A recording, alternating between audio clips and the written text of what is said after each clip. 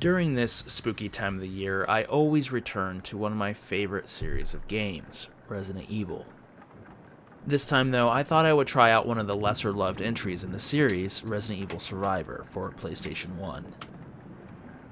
In this video, we will see if it is as terrible as the initial reviewers claimed it to be, and I will do this by breaking down and reviewing each of the major elements of the game. Also, if you like weird, obscure games, please consider subscribing to my channel and follow me into the depths of video game weirdness. The Resident Evil series is best known for helping to define the survival horror subgenre. But what it also did was help reignite a huge interest in zombies back into popular culture. Though Resident Evil is not the only game to get credit for this. In 1996, while many players were sitting in a dark room cautiously traversing the spooky Spencer Mansion, other players were in a loud arcade playing a much more frantic take on the zombie shooter. I am of course referring to Sega's House of the Dead. It's apparent that these games are vastly different from one another. One is more slow-paced, explorative, and limits your resources, while the other gives you unlimited ammo and allows you to blast away at hordes of zombies till your heart's content. After Capcom released two widely acclaimed Resident Evil games and having yet another in the works, it would make sense that they would try to expand the series into new territory. It also would make sense that they would look towards Sega's Star arcade shooter for inspiration, which leads us to Resident Evil Survivor. Released on the PlayStation in 1999, it took the series into the first-person perspective, and while it borrowed several elements from the light gun shooters like House of the Dead, it would mix in elements from its own series and create a game that, for better or worse, would be entirely unique. Initially, it was designed with the PlayStation's GunCon in mind to offer up the light gun shooting action of the arcades in the comfort of your own home. Unfortunately, this feature was removed from the North American release of the game due to the Columbine school shooting that occurred just a year prior. Upon release, it got terrible reviews and is usually considered one of the worst games in the series. But just how fair is that? Let's dive in and see for ourselves. The story of Survivor sets players on a place called Sheena Island, where a secret Umbrella research facility has yet again had a T-virus outbreak. Somebody should really hire better managers at Umbrella. You play as an amnesiac who wakes up after a helicopter crash to find the island is filled with all sorts of unsavory monsters. What? Die, Vincent! Die! Coming across other survivors, it's clear that you are not well liked, with many of them claiming that you are the horrible base commander who performed tons of atrocious experiments in the name of Umbrella. Please don't kill me. I didn't know anything about you then. Stop! It's on the players to continue fighting through the island and discover the truth of your past. Before we rate the story, you're probably wondering if Resident Evil Survivor is canon to the main timeline of the games. It turns out that it actually is. It is even mentioned in the opening sequence of Resident Evil 0. An island that would become the second Raccoon City, Sheena Island. While it doesn't provide anything to the overall timeline of the series, it's always fun to add another poorly managed Umbrella outbreak to the books. As we will go into later, the game has several branching levels to take, and each path adds more to the story, with you interacting with different characters and having different events each path. While it is nothing major, it does add some replayability to a really short game. Overall, while the story is interesting enough, it doesn't really do anything to surprise you or stick with you in the end, earning it a solid C rank. As I mentioned before, Resident Evil Survivor mixes in elements of both the survival horror genre and of light gun shooters.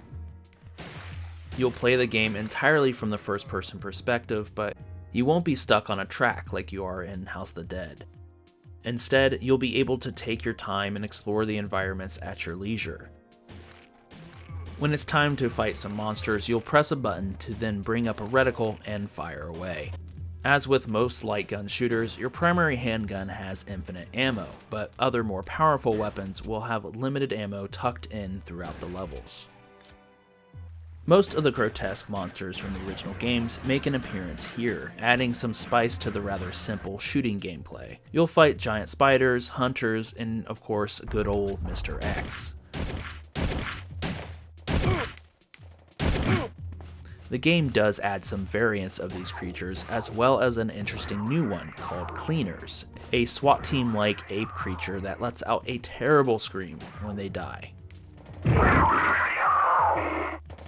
Controls are incredibly basic, with movement in the camera being put on just the directional pad or left analog stick.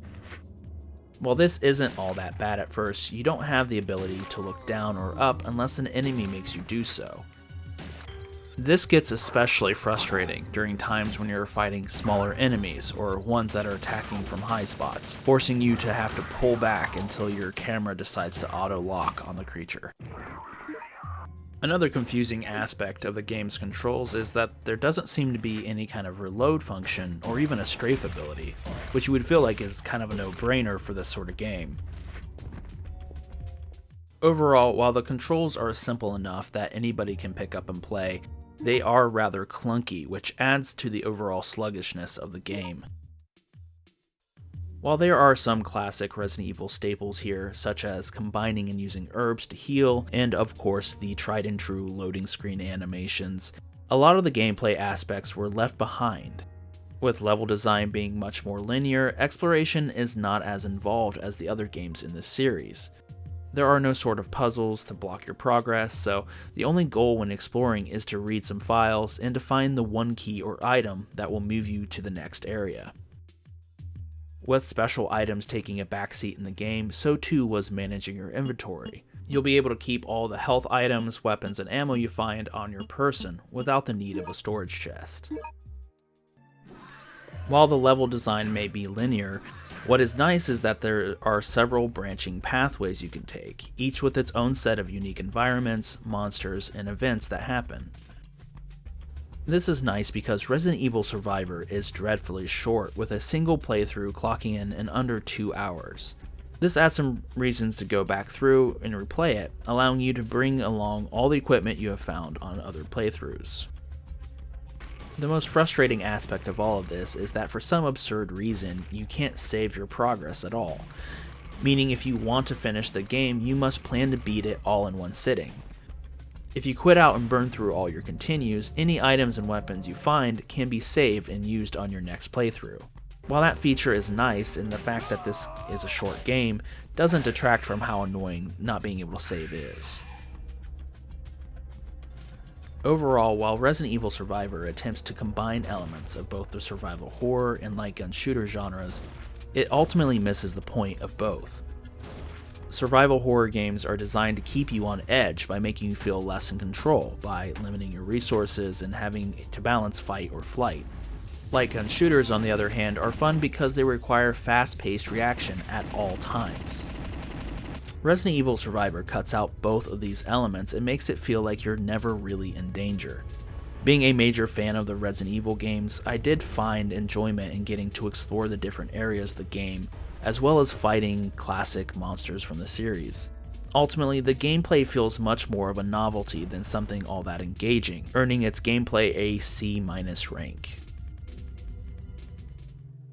If you've survived this long through the video, congratulations! I'm assuming by now that you have noticed that the graphics are a little grotesque and not in a fun horror way.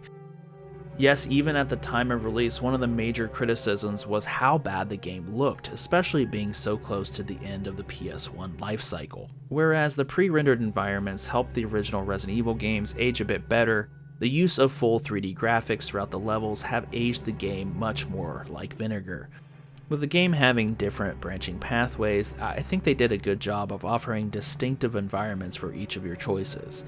While most of the environments are pretty simple, those of you who are into low poly horror games will probably enjoy getting to explore each of them. Most of the monster models in the game are pulled directly from Resident Evil 2, which isn't really all that bad, and they look like they fit well with everything. There are a few new monsters and some variants that they've tweaked with a new grotesque color there or an extra claw here, but most of them you won't be surprised by. Even though I started becoming desensitized by the end of the game, I believe that the graphics are the roughest aspect, and I have a hard time giving it a higher score than a D. In horror games, I've always found that the sound design plays a big part in getting you immersed in the tension that the game is trying to create. I tend to always listen for the ambient noises coming from the environment, as well as what gun and creature effects are used. Just like the character models that we mentioned before, most of the sound effects, such as the menu noise and the creature noises, are pulled from the past games, which work just fine here. In terms of ambience, there isn't a whole lot, but there are a couple spots where it sticks out.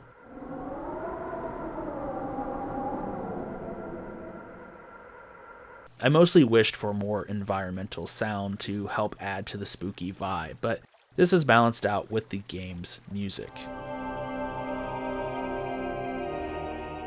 Resident Evil has always had a good relationship with its music to help set the tone and mood of its games. Thankfully, the same can be said about Resident Evil Survivor. Each of the areas has its own theme and, more often than not, does a good job of setting the tone for all the spooky exploration you'll be doing.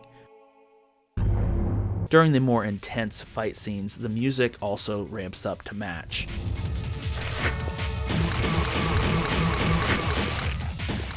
Overall, if you've liked the music of other Resident Evil games, you won't be disappointed by this soundtrack. Vincent? It's me, your mother. My mother? It comes to no surprise that the voice acting here is pretty bad, but that being said, I won't knock it too harshly because the bad dialogue has always been a fun aspect of the Resident Evil series. I know you think that I'm a murderer, but you're wrong. I would never do anything like that. Overall, the music and sound design are some of the more solid aspects of the game, with great music and sound effects that will definitely be giving you nostalgia flashbacks, which earns it a nice little B rank for this.